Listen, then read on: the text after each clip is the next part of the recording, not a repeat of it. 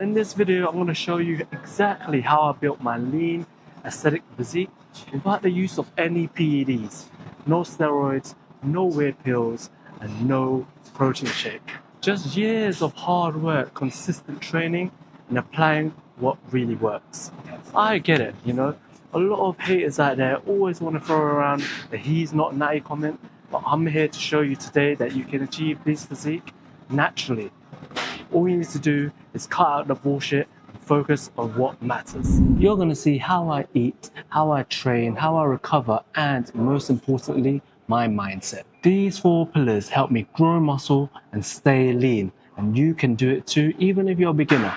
Right now, there's so many fake natties out there selling you on bullshit, and that's where I come in. I'm going to tell you what's real and what's fake. Just like you, I started from scratch with no superior genetics. I am Asian, of course, so let's buckle up and go for a ride.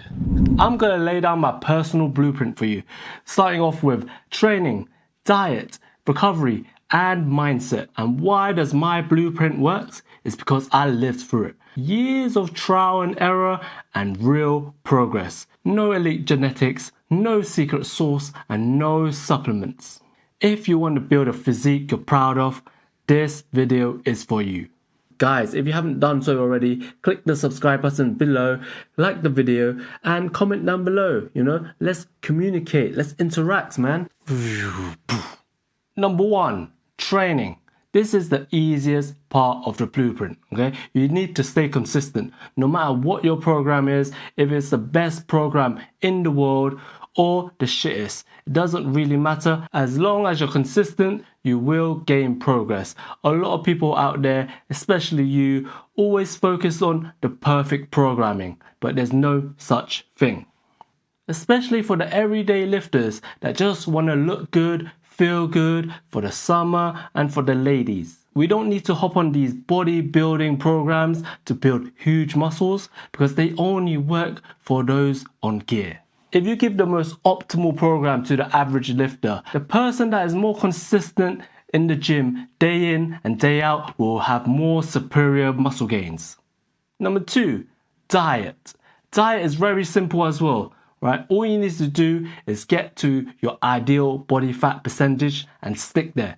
You don't need to bulk, you don't need to cut. I've never bulked and cut in my life, and I'm still looking like a Greek goddess. However, it does depend on your starting point. If you're fatty, alright, you need to cut down your body fat to around 14% body fat, or ideal body fat percentage where you think you look your best. Once you reach that goal, stick to that body fat percentage and just bang the gym. How you get down to that is entirely up to you. I like to use portion control. Eat less, train more. If you step on the scale every single day and you're not losing weight, eat less. Cut down 10% and measure yourself again. If you're still not losing weight, cut down another 10%. Easy, and vice versa. If you're a skinny guy like the Slendermans out there, right, all you need to do is gain weight. But most of you are skinny fat anyway, so you don't even need to do anything. All you need to do is bang gym. I think 14% is the ideal body fat percentage for that aesthetic look. You can see all your abs and your pecs and muscular definition. So you're wondering how you gain that body fat percentage. What you want to do is eat more. Simple, bro. And I know a lot of you skinny people out there say that you eat so much but you don't gain weight. You're chatting shit, alright? Because if I sit down with you 24 hours a day, right, and we eat the same amount of food, I'll be hungry AF. Nothing great achieved is comfortable. You need to feel a little bit of uncomfortability.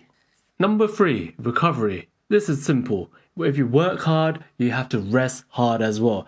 Depending on your workout program and depending on your schedule, resting and recovery works out differently for multiple people. But one thing we all have in common is get a good night's rest, at least 8 hours, so you can recover mentally as well as physically, because your mental game needs to be on point as well as the muscle soreness in your body. How long should you rest depends on how sore your muscle is the next few days.